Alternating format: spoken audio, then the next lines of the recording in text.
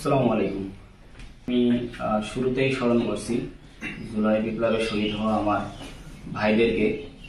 জুলাই বিপ্লবটা শুরু হয়েছিল কোটা আন্দোলন নিয়ে। আমরা কৃষি অর্থনীতি পরিবার আসলে এখন ভালো নেই, সেই কোটা নিয়েই।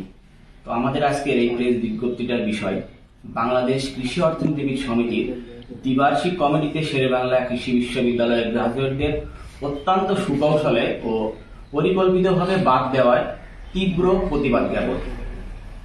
আপনারা অবগত আছেন যে 14 ফেব্রুয়ারি 2025 শুক্রবার বাংলাদেশ কৃষি অর্থনীতিবিদ সমিতির দ্বিবার্ষিক সাধারণ সভা অনুষ্ঠিত হয়। উক্ত সভায় সমিতির কার্যনির্বাহী পরিষদ 2025-26 সেশনের জন্য গঠিত হয়।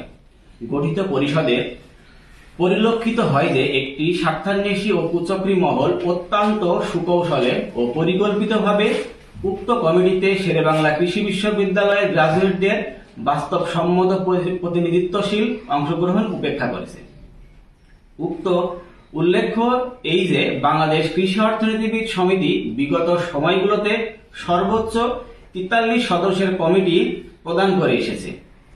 তবে এই বছর বাংলাদেশ কৃষি অর্থনীতি শিক্ষার প্রসার, অংশগ্রহণমূলক বিশ্ববিদ্যালয়ের বৃদ্ধি, গ্রাজুয়েটদের সংখ্যার অগ্রগমন এবং কৃষি অর্থনীতি সেক্টর পরিব্যাপ্তির কথা উল্লেখ করে 63 সদস্যের কার্যনির্বাহী পরিষদ গঠন করার ব্যাপারে সবাই সিদ্ধান্ত গৃহীত হয়।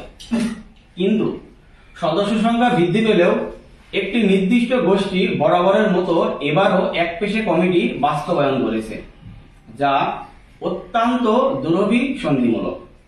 প্রসঙ্গত বিসিএস কৃষি ক্যাডারের অন্তর্ভুক্ত কৃষি বিপণন অধিদপ্তরের কৃষি বিপণন ক্যাডার বাস্তবায়নের ক্ষেত্রে শেরেবাংলা কৃষি বিশ্ববিদ্যালয়ের শিক্ষার্থীদের অগ্রগণ্য ভূমিকা ছিল এবং তাদের অক্লান্ত পরিশ্রমে এই ক্যাডার পরবর্তীতে কৃষি অর্থনীতি গ্রাজুয়েটদের জন্য উন্মুক্ত হয় ও বিসিএস এর পদসংখ্যা বৃদ্ধি পায়।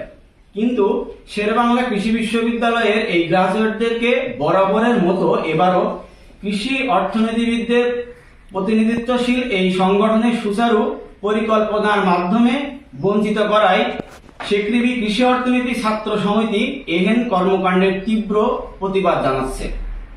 উল্লেখ্য, জুলাই বিপ্লবে অসংখ্য ছাত্র জনতা, গণহত্যাকারী ফ্যাসিস্ট সরকারের নেতাকর্মীরা এই কমিটিতে স্থান পেলেও শেরেবাংলা কৃষি বিশ্ববিদ্যালয় থেকে ছাত্র জনতার পক্ষে জীবনের ঝুঁকি নিয়ে অংশগ্রহণকারী অনেকেই অন্তর্ভুক্ত হয়নি, যা ভীষণ লজ্জা।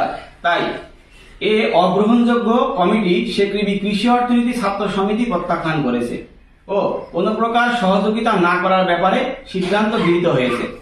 অচিরেই এই কমিটি বাতিল করে গ্রহণযোগ্য ও প্রতিনিধিত্বশীল কমিটি বাস্তবায়ন না করলে শেকৃবি কৃষি অর্থনীতি ছাত্র সমিতি আরো ব্যাপকতর কর্মসূচি গ্রহণ করতে বাধ্য হবে।